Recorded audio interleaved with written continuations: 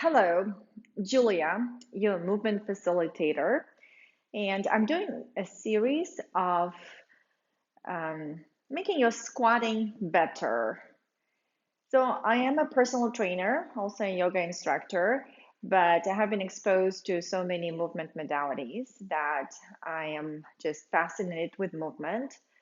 And I always like to watch my clients' movement patterns and help them identify some points, some areas where they can create some change, where they can put a little bit more effort to have all the other movements, all other body parts to benefit from maybe that little bit of effort, but you can benefit, everywhere else. So I also look at movement pattern, just at movement in general, just like a diet in a way, or really style of life. And we all understand that diet can be nutritious and not so nutritious. We can kind of apply this concept to movement.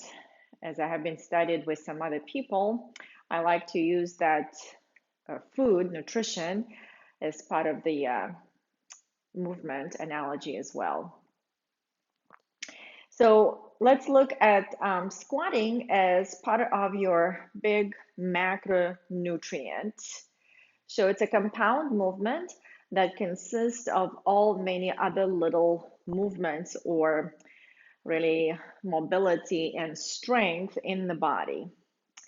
So I work with general population, and usually I have people who come kind of from office straight to the gym. So they're active and feeling kind of okay, but when you give them some weight to play with and put them in a certain position, certain shapes, you start seeing how that office posture just kind of shows up in many variations of it. So that's why if their squatting needs a little bit more work, then I always like to break it down in those small components or in those small micronutrients. Okay, so can we, play a little bit with ankle mobility? Can we play with a little bit of hip flexion strength? Can we play a little bit with upper back situation? And then when all of that created some changes, we can always get back to that compound movement of the squat to see where we are and what we can play with. So in this series, I'm going to be sharing just quick little tips. It's not definitely one size fits all, so you kind of have to look at every client and yourself differently. But perhaps some of the tips make sense and work for you. All right, so for today, I'm going to explore one common pattern that I see in my clients. Again, I work with general population.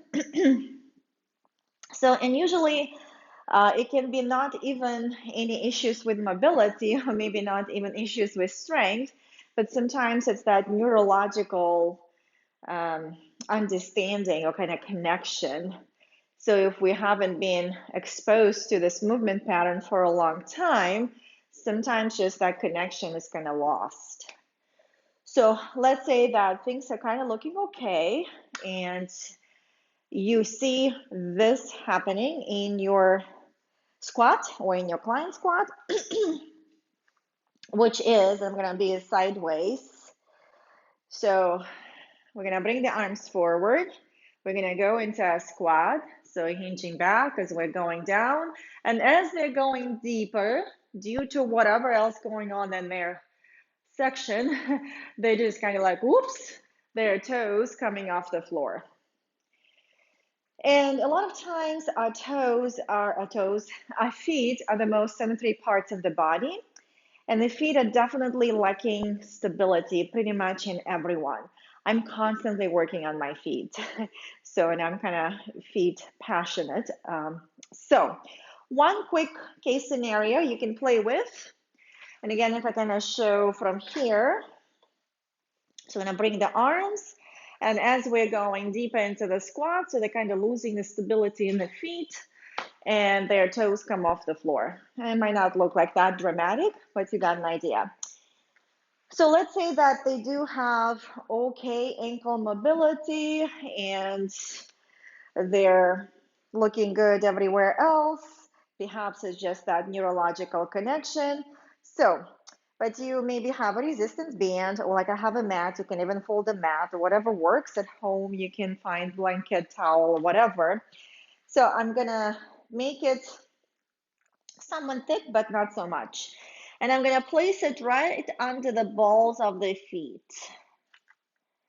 so that they feel that connection. So they can actually feel the amount of the big toe and the amount of the little toe pressing through the resistance band. The toes are on the floor, okay? And right now we're just gonna do a few calf elevators.